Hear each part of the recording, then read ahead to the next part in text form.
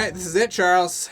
We're back. Light the Fuse. Drew Taylor, Charles Hood. We're here. You make it sound like it's the end. I wish. It's not the end. It's the end of our Scott Chambliss interview. Yes. You got him to talk about Tomorrowland way too much. Well, he got to recreate Disneyland. And he got to shoot at Disneyland. And it was really cool. There's some really cool stuff. And he got to recreate the. But you just happen to be World's the world's Fair. biggest Tomorrowland. I am, fan. and we love Brad, obviously. Yes. I am the biggest Tomorrowland fan, so it was nice, and it was nice to hear someone be enthusiastic about a project that maybe not everyone was. But if you hated Tomorrowland, don't worry. There's a lot of Mission Impossible in this too.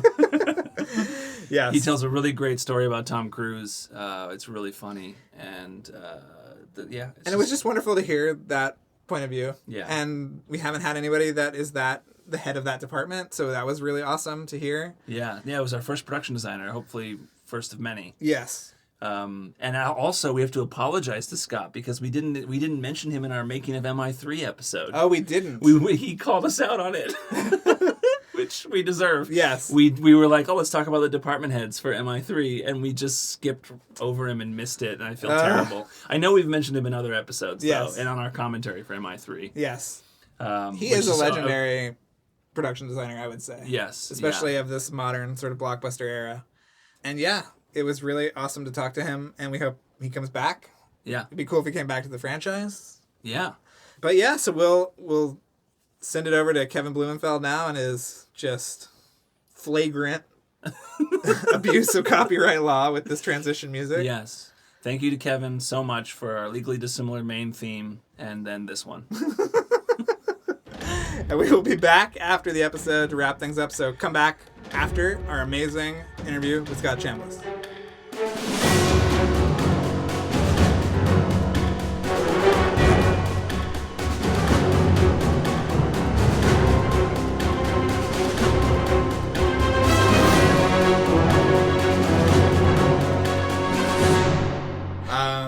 You have a story about Tom that you want to tell about later in production? Something fun? Oh, yeah. Okay. Yeah. Okay. Okay. Wow. People love Tom Cruise stories. Okay. So, yeah. You may or may not want to use this. It's, okay. I think it's a really sweet story. I loved him. Tom's the most professional actor I've ever worked with. And I just so enjoyed working with him. But he's also somebody, when he presents, he's Tom Cruise. So he's got all of his handlers all around him. And, some people just are like, got to be careful with that and don't get too close and all of that. JJ certainly isn't like that. And I'm not like that either.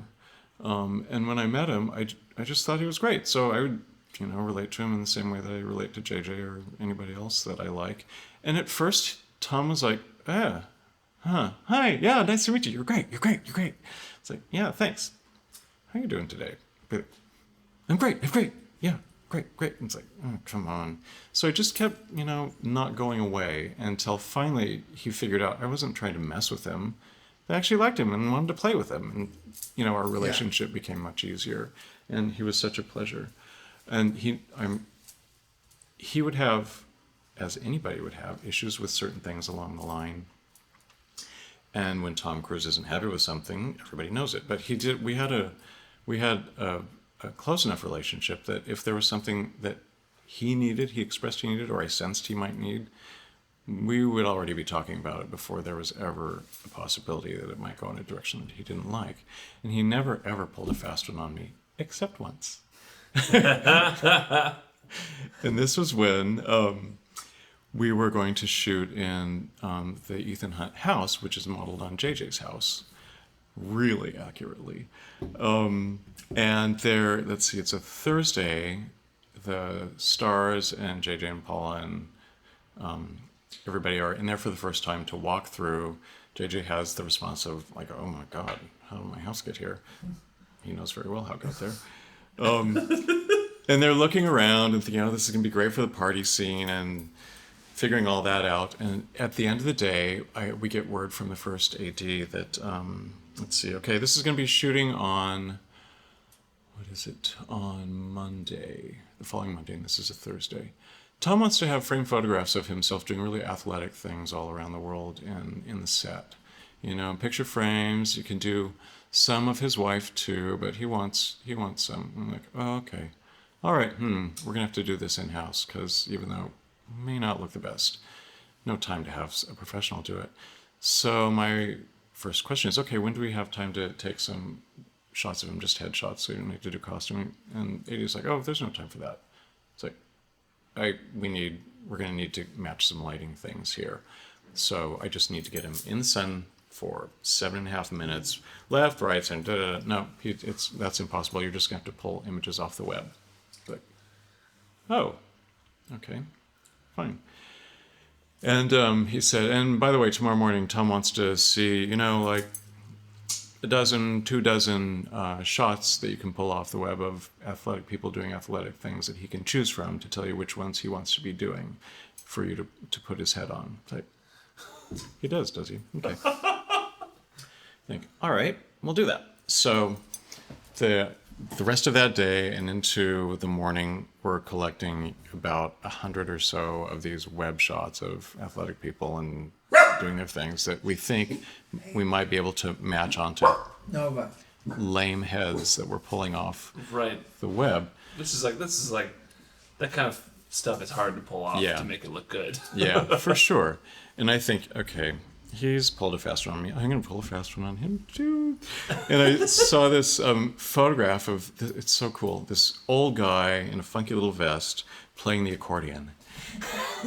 So I've got this stack of 20 images, and poor guy, I send one of my art department assistants to take it into one of Tom's assistants, to have Tom go through them and choose the ones he likes, and then get them back to me. So he does that. My assistant comes back and says, how'd it go? And he said, oh, it's fine. He likes them all, basically. And I said, oh, really? And what do you think of the accordion one? Yeah, it's funny. Did you mean to put that in there? I said, uh-huh. He said, well, Tom looked at it and kind of went, huh, and didn't think anything of it, and that was that. It's like, okay, great. So we do that. All that stuff, we get the things ready, put those in the set, and the night before we shoot it, and I let Tom see all the finished products early in the day, and then at the end of the day, right before we shoot it, I have in an envelope a photograph of this funky old accordion player with Tom's head morphed onto it. Flawlessly. It's just so beautiful. And I have it in a sealed envelope, and he and Katie are in the back seat. They've just gotten in, and I'm standing there. I said, Tom, there's one more image for you to see. It's, one of you being athletic for the set. I forgot to give it to you. And he said, okay, great, I'll look at it. So he tells me this the next day. He's in the car with Katie, and they're talking, and then he just sees the envelope while they're talking. He takes it, opens it up, and he pulls the image out, and Katie's looking at it and sees Tom playing the accordion and says, Tom, I didn't know you played the accordion. He's looking at it, and then he notices in the bottom of the photograph my signature, Love, Sky. So the joke doesn't end there. So that was a good one. Then toward the end of the shoot, we're in the IMF sets, and we're going to be shooting in his office. So he's got a desk. It's really beautiful. They haven't shot in there yet. Get it all dressed. Carrie Russell's in the scene with him. I get a little photo frame and have one of Michelle Monaghan in there and something else there. And then there's another one that's framed that has a Post-it over it that says, don't remove until ready for shooting. And, of course, it's the Tom with the accordion thing. And Carrie and Tom are in there. They're rehearsing, and they're just chatting and all that stuff. And he's sitting at the desk, and he sees that, and he pulls off the Post-it thing. And Carrie looks over and goes, Tom, I didn't know you played the accordion. So for Christmas, I gave Tom an accordion. That's great. Yeah, he wrote me a really sweet note. If you still have this photo, please let we will put it online. Yeah. Oh, I do. Okay. Oh, yes. We can keep this joke going. Be funny. It's 15 years later. I wonder if he even remembers. If we ever see him, we will bring it up. Two big questions. Did you have to design a rabbit's foot, and did they tell you what it was? I mean, obviously you built the sort of canister and all of that, but did you ever get any sense of what that was ultimately? I would be killed if I told you. Really? Okay, so you might know. So you do know. They've talked. You've had the conversation. Wow. Scott is just Well, I smiling have to know. blankly. Otherwise, how can I design it if I don't know? Right. Yeah. And so did you actually... What was the documentation too that he took away at the end of the movie? Was that his sort of like... We assume it's sort of his farewell papers. Yeah. Lawrence Fishburne gives him some paperwork and says, this is a thank you. Yeah. Yeah. Do you know what that is? Mm-hmm. You're not gonna tell us. Aren't mysteries great? All right. Wow. The mystery box remains sealed. Yeah. It's no fun if you open it. That's true. That's true. Well, before we get to our big questions, we wanted to talk a little bit about your other stuff. These weren't the big questions. Well, those were big questions. Well, the two big questions we have. We have to get your hair rankings and your movie rankings. Funny. Yeah, okay. But we'll wait for that. But obviously, your next JJ collaboration was Star Trek. You got to design a new bridge. That movie looks amazing. Yeah. Thanks. I love that movie. What was that daunting? I mean, I imagine, yeah. That was the hard part, for sure, touching the Enterprise inside and outside. Yeah. Yeah, and that was the bridge was, of course, the hardest thing to do. And I tried 2 different passes. We wanted to update it, but not so much that you didn't recognize what it was. Mm-hmm. But still, in the process of doing an update, it kind of lost its heart and soul.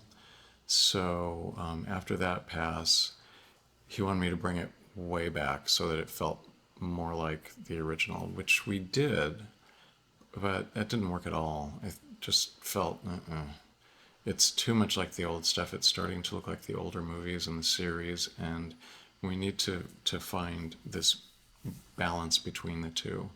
And ultimately, that's what you saw in the film. Mm-hmm. And it was a case, JJ has grown like crazy as a visual storyteller. And one of the great pleasures in my collaboration with him over all those years were we started at very different places.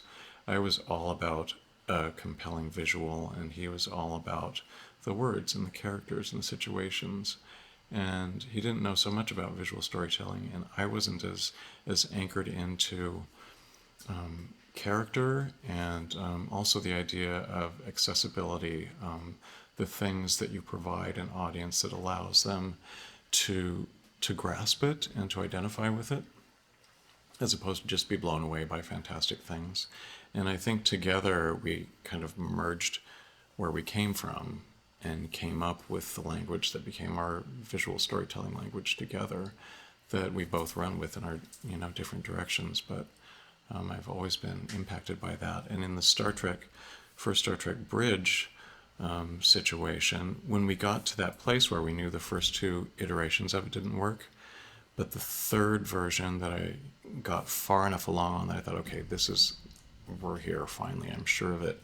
We had it in model form, just like a paper cardboard model form, 3D, that you could look at the whole space. I had elevations, I had some concept illustrations that were in the works that spelled it out.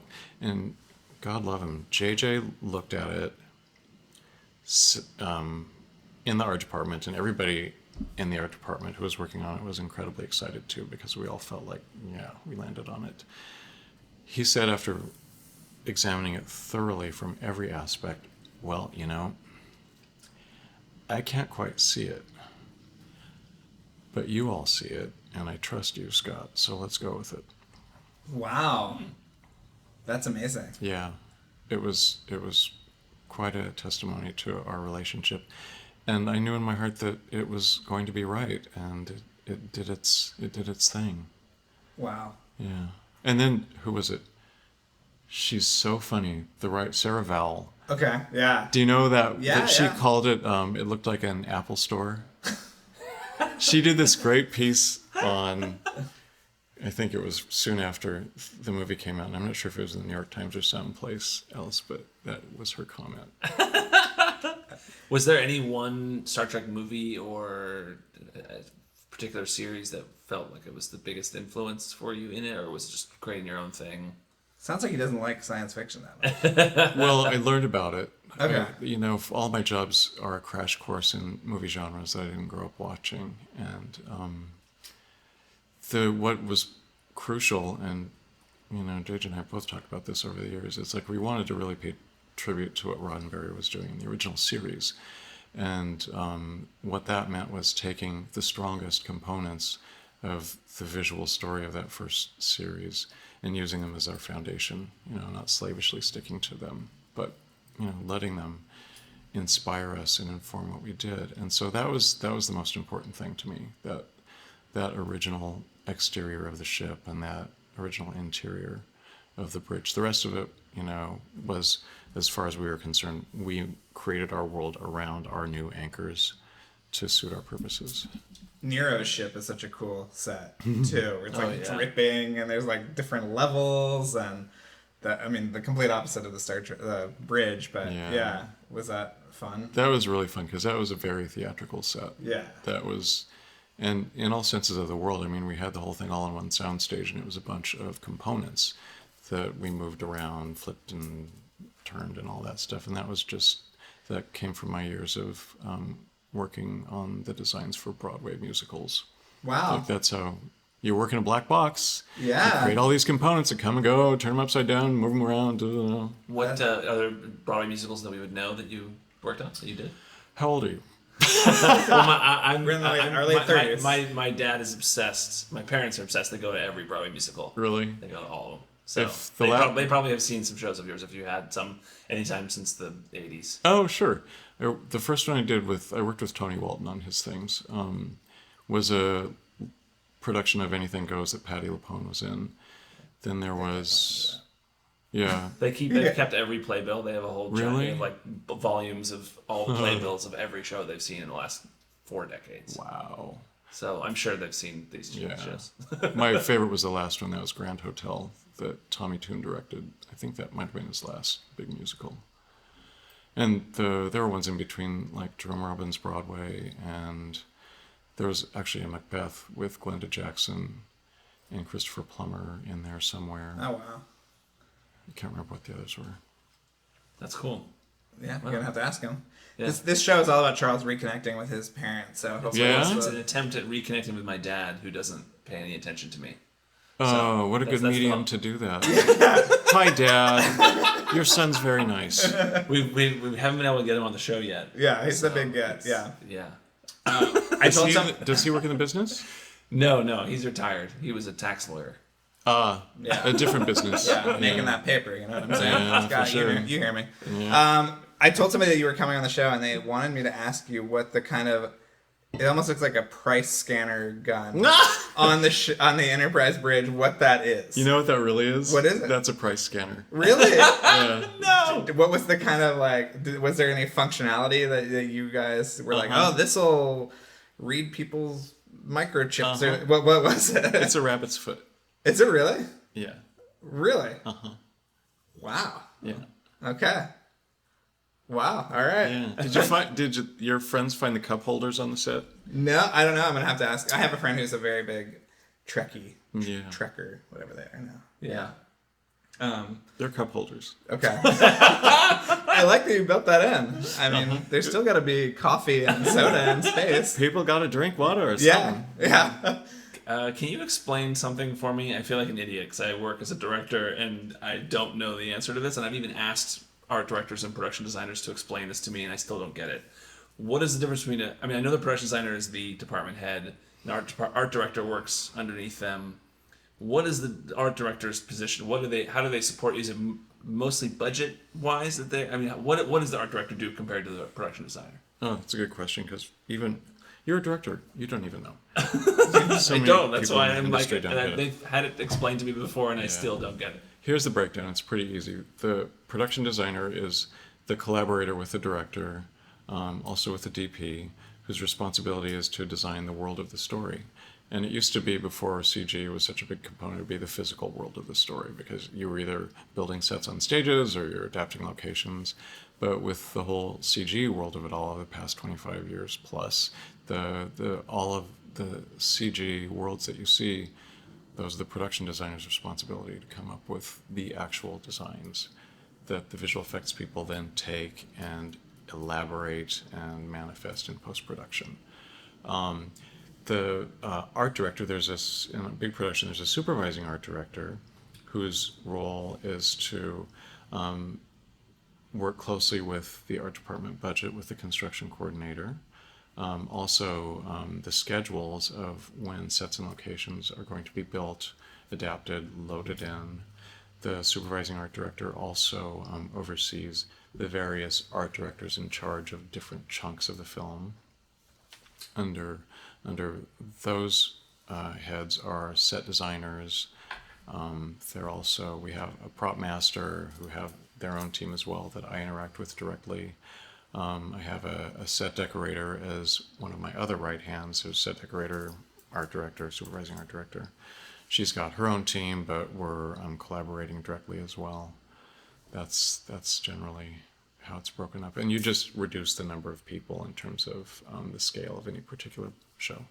Right. Yeah. Listen, if you're done making these big movies, I think Charles has a project for you next. Charles makes very small movies. So. How small? I just did a Blumhouse Hulu thing that's going to come out in December. Oh, fun. So those are like, I don't know what the budget is on each of those, but they're under $2 million, I think. That's really small. Yeah. I can introduce you to some people. I just did the smallest movie that I've done 25 years that had a $23 million budget in Romania. Wow. Yeah, it is a take on Lord of the Flies, but it's set in a very odd future. It's a sci-fi drama. It's not an effects drama thing at all. Yeah, that was a trip. Speaking of sci-fi things, Cowboys and Aliens. Yeah, my Western. Your Western with sci-fi elements. I actually think that movie's kind of neat, but Oh, good. yeah. But your whole upside down riverboat scene got like relegated to the kind of director's cut, which I think is that's a better cut of the movie. I don't know if you watched that. I've never seen that. You should watch it. It's like 25 minutes longer. Is it really? Yeah, but it's got all that kind of mood, and it's a little bit more violent, and yeah.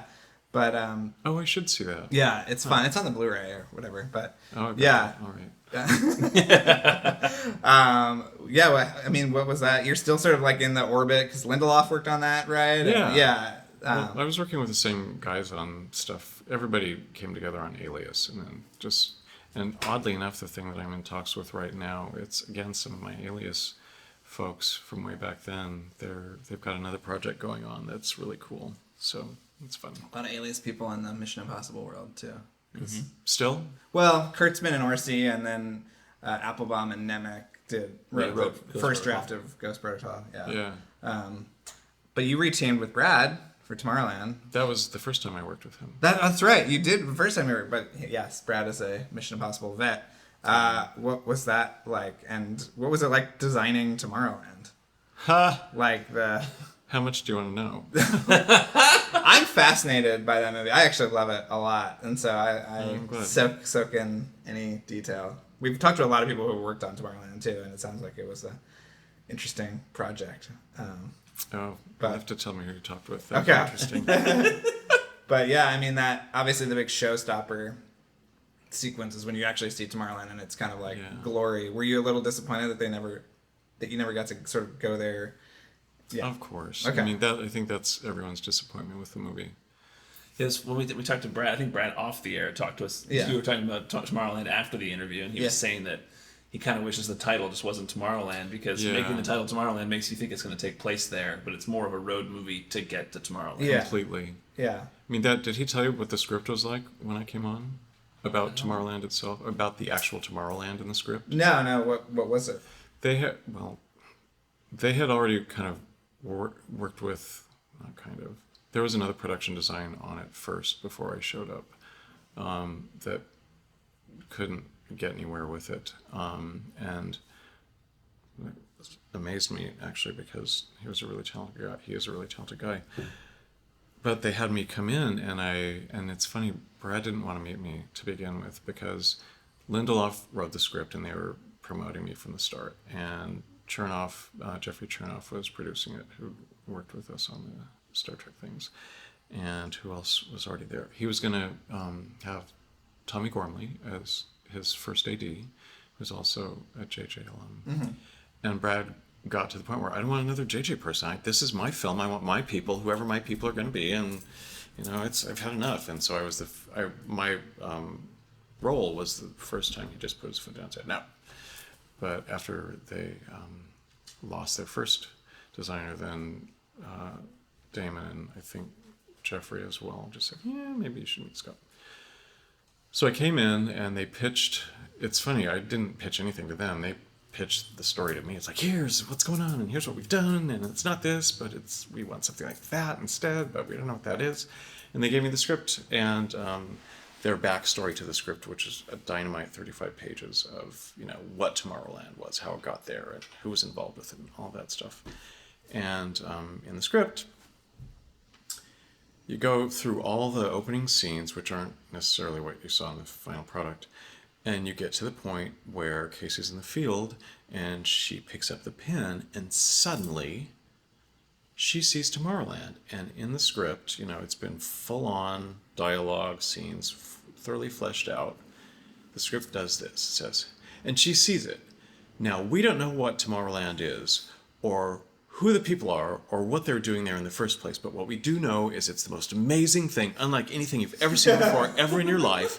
And she's wowed by it, and her life is forever changed. And then the next line is, and Casey finds herself in the swampy field, and da-da-da-da-da-da. Right. It's like, oh.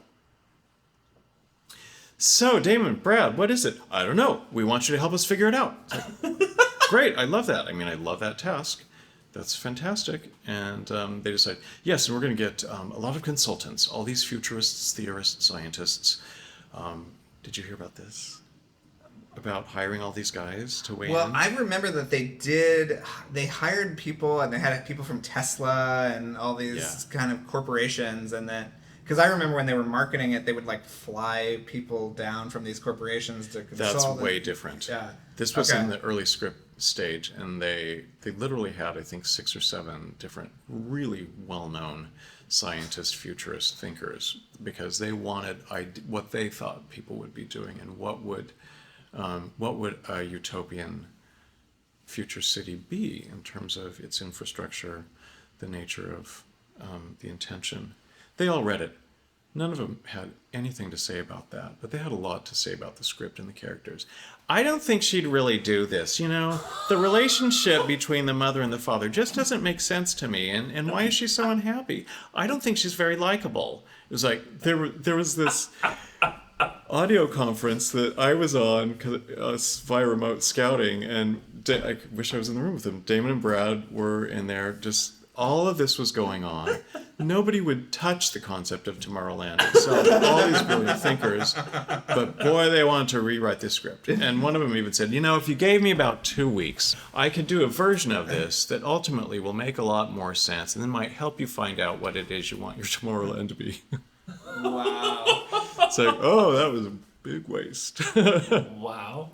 Isn't that funny? So the process of finding Tomorrowland was exactly that. It's like throughout pre-production, myself, Brad, we had storyboard artists, we had previs guys. We would all be pitching things. We would get together for pitch sessions of what about this? What about that? What about this?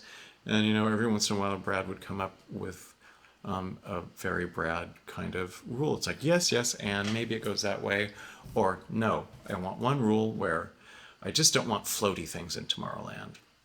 I don't want things that just float suspended. That's just, I don't like that at all. But wouldn't it be great if there were these swimming pools that were just suspended in the air? It's like, you just said none of that shit.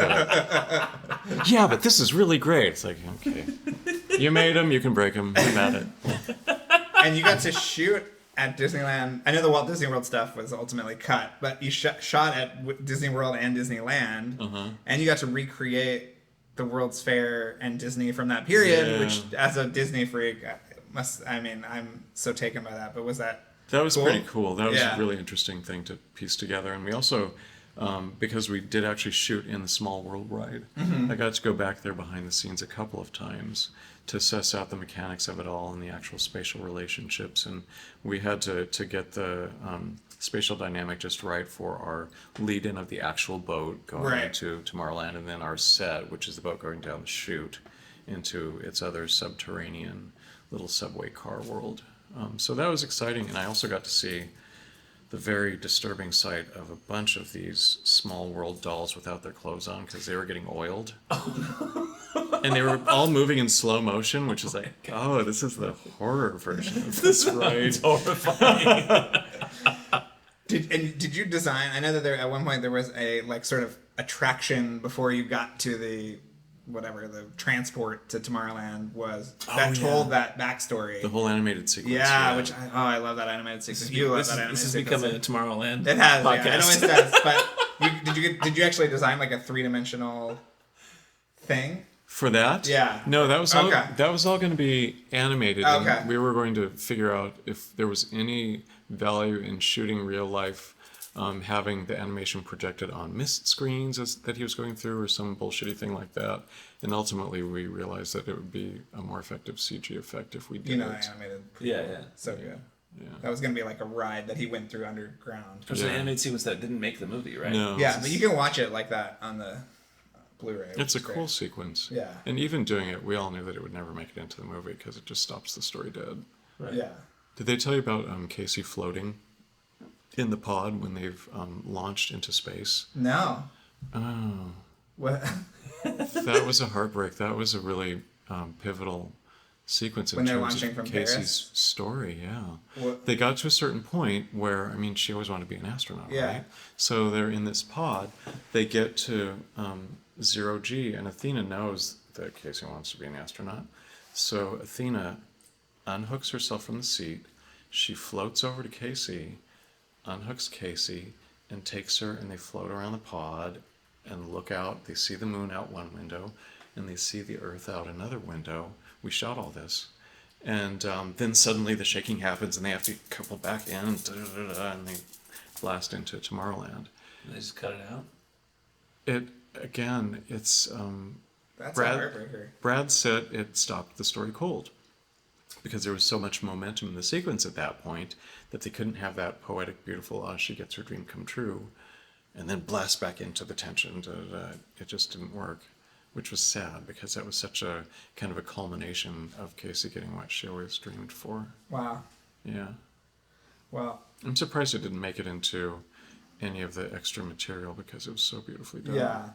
One of my favorite stories is that I was in Sean Bailey's office one day. I did a big feature about the remakes, the animated remakes, and every director gives him a still to put on the wall. And Brad gave him 3. He's the only director to ever give him 3, and to give him specific instructions about how to frame it and how to mount it and put it on the wall. And so, yeah.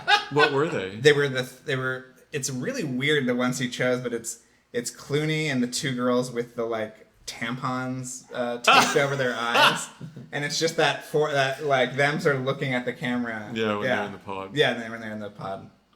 Yeah. That's funny. Yeah. So there you go. So this is the big moment. Are you ready for this? Yeah, this is big. Okay. And as a production designer, we really want to hear your hair ranking. First of all, Tom Cruise. Do you have pictures?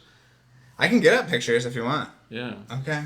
Because I don't know offhand what his hair. Have you seen all the movies? Yeah. Okay. Here's him in the first one. Right. Kind of militaristic. Yeah. He's just out of the academy, maybe. And so he's probably looks like he's in his mid-30s at that point. Yes, probably. Yeah. Here he is in 2. Yeah, ooh. This is a lot longer. Yeah. This is the longest cut is MI2. Right, kind of Fabio, right? Yeah. Here's 3. This is a movie you worked on, so you might remember it slightly better. Again, sort of harking back to 1. Yeah. But a little longer. And a little more rugged. Not so coiffed. Yeah. So they were alternating back and forth. It was short, long, short, and then back to long in Ghost Protocol. Yeah. I mean, you can't argue with that cut. I mean, he looks great in that movie. Yeah. Yeah, it's longer, but it's a little more shaped. Yeah. So we're big fans of the Ghost Protocol haircut. Here's Rogue Nation. So here's 5. Yeah. Not his best look. No, not the best haircut. This is him this is more of a mature. He has these kind of micro bangs that get nice and messy when he gets worked up. It looks like a Ken doll. Right. So what do you think? What's your top haircut? And what's I like the one from 3. Yeah, Yeah. 3's good. Yeah. It seems more natural, and it suits him without calling attention to, hey, I'm Tom Cruise's hair. Right. Yeah. We are always paying attention to Tom Cruise's hair. Why? We just love it. Well, it's just so varied from movie to movie, so Yeah. it became a thing. I think that everybody likes to talk about. Yeah, because that's they were alternating back and forth, and then we even asked McCory about it because he broke the cycle with 2 short haircuts. he did 2 short haircuts in a row, and then we asked him, what goes into choosing the Tom Cruise haircut, and he actually went into detail. He Yes. took this question a lot more serious than we expected, Yeah. and he actually told us there's a real reason for why he shapes his haircut a certain way. It's how his body is shaped, the way that he is in shape at that point for that movie. They start longer and they go shorter and shorter and shorter until it looks just right. Cool. Yeah. Scott is fascinated by this. Charles, thank you. Do you cut hair, Charles? I do. I got a Okay. haircut recently though, so But it's you didn't- shorter. No, I mean, do you cut it don't yourself? Cut your own hair. Do I cut my own It hair? looks No. like it sometimes, but just a little trim off the side. So you've seen all the movies. Yeah. Can you rank the movies from maybe your, what do you think, least favorite to favorite? Oh, sure. Well, two of the movies just sort of blend into the same movie as far as I'm concerned. But my least favorite is the John Woo number. Yeah. Which is Okay. number 2, because that's just Yeah. like one big, Red beautiful oil slick. Yeah. It is. I don't like that. And then... I think it's most often put at the bottom. Is it? Yeah. Yeah. It's an outlier. It's a weird one. We still love, there are aspects of it that we love, but it's a Of weird course. It's very romantic. All the movies have something really great about them. one. Yeah. Yeah. And Absolutely. most of them have something that really sucks too, but some have more of those. Okay, so 2 is Let's your see. least favorite. 2 is the least favorite. And not because they're bad movies at all. I mean, they're great movies, but I don't like 5 and 6 so Okay. much, just because I think the series is too long in the tooth at this point. And it just feels like, okay, how many new stunts can we thrill the audience with? Right. Buckle up. And the characters, especially Ethan Hunt, was compelling up to a certain point, and then it just, it's like, retire, kid. Right. So, Which he kind of does at the end of 3. yeah, He and retires. then doesn't really, does he? No, he just when you think he's out, they pull him back in. Yeah. Again and again. So they're kind of grouped together, and one is great, but one is really saddled with lame romantic interest. That's like terrible. Pretty, yeah. Yeah, All right. and I like 3. 3 always gives me a stomachache because it's so tense from the moment it starts, and it just gets more and more tense. And I think it's a really strong movie for that. But my favorite's Ghost Protocol for Oh, sure, Oh, wow. awesome. That's cool. That's What? Any particular reason? because it has a sense of humor. Seriously, and it's not the least cheesy of the movies by any means. I think 3 isn't. Maybe I'm blind. I don't think 3 has much cheese in it. And 4 does have a component of it, but it has so much playfulness to it Yeah. that is so welcome at that point in the lineage. Yeah. That'll always be my favorite. Yeah.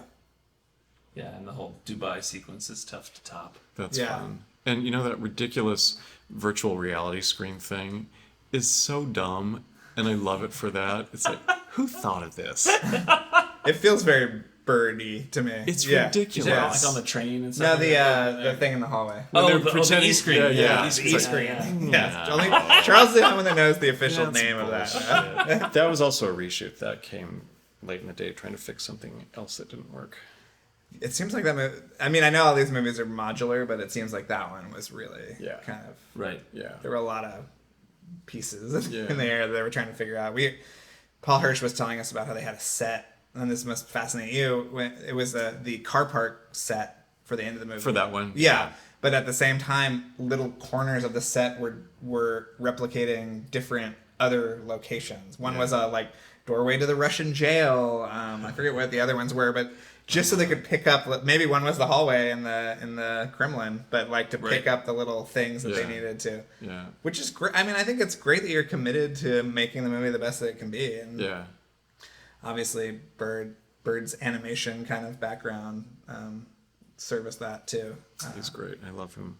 He's the other smartest guy that I've worked with, for sure. Just being in a room with him, you feel that kind of like, oh, this guy's brain could like probably power like a major American city. Just the ideas he just has. bursting with ideas. Yeah. That's the way that And you've met them both, right? Brad and JJ. We've never met JJ. We haven't gotten JJ yet. They are so different.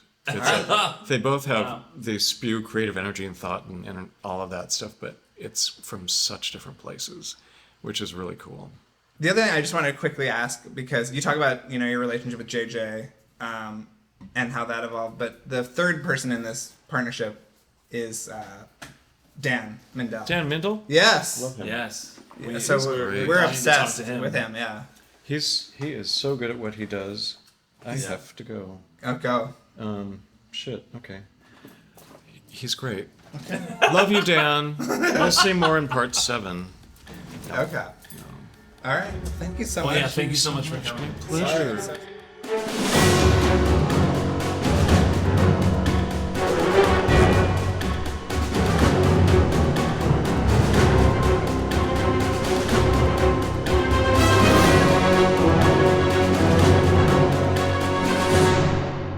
That was it.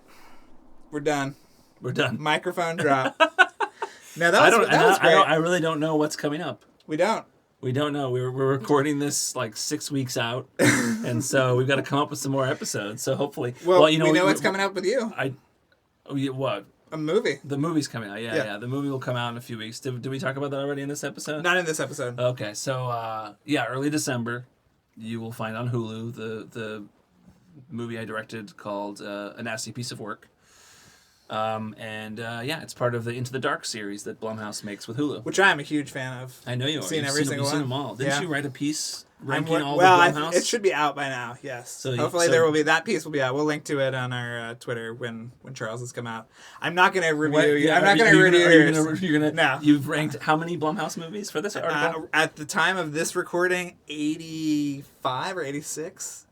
Yeah. So that's every Blumhouse feature. Every Blumhouse horror movie. So I didn't include Slight. You didn't include Whiplash. I didn't include Whiplash. I didn't include A Normal Heart. I didn't include The Tooth Fairy with Dwayne Johnson. Oh, wow. I didn't know that was Blumhouse. Yeah. So it's all the horror movies. Yes. You've spent so many hours on this article. So many good ones this year. All of you out there, you should read it. I'm sure it's great. Yes. I have not read it yet, but I will. No.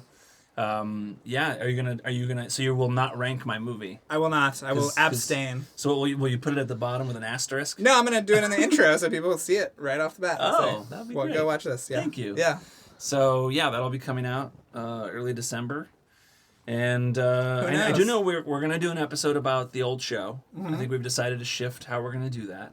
We're doing a greatest hits approach. Yeah, we're gonna pick the classic episodes and talk about the best episodes, and then hopefully we'll get you guys to watch them as well if you haven't already. And I think that'll be more exciting. Mm-hmm. Not that it wasn't exciting before, but we just want to make it the most exciting. Oh, yes. I love this approach. And we still have to do our video games episode as well. Yes. So hopefully we'll have more human beings on the show as well. Of course we will. We have so many people we're working on. We just don't have anybody confirmed. So just rest assured, we are working our asses off, trying to get people on the show, and we've gotten really great people so far, and we're going to get more great people. Can't wait. And few people just tell us to fuck off. I mean, it's a lot of wait and see. No, everybody's wonderful. Yeah. Everybody really is once we get it, I mean, there's a couple of big ones that we're just trying to schedule, and I think hopefully by this time we will have had them interviewed. That would be awesome. So we'll see. And maybe by this time also there'll be bigger news, so we'll have a bonus episode out. Who knows? I hope so. Definitely by the end of the year. If there's more casting news, and I mean, we're going to have to hear more about MI7 and 8 soon. Yeah. We're going to end the year on a bang, I think. Yeah.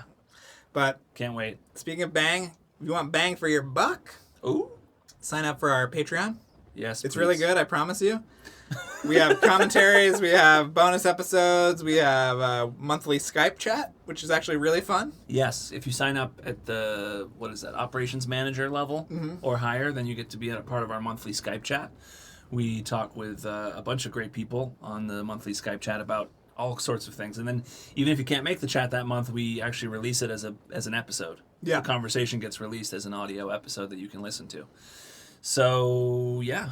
That's great. Highly recommend you sign up for our Patreon if you can, and if not, at least like and subscribe. Yep, rate, review. Spread the word. Tell people you know who might like the show, who love Mission Impossible, who love film. Tweet at us. Yes. Instagram us. No dick pics, please. Yeah, no more dick pics. No more. We've had too many. We've had too many. This episode is brought to you by Jeremy Dillon, and a special thank you to all our Patreon followers. Yeah. And who mixed it? Oh, it was mixed and edited by Luke Burson. Great. Thank you, Luke. Until next week, whenever that is, whatever it is, who knows? But we'll be here. You'll see. It'll be great. It'll be great.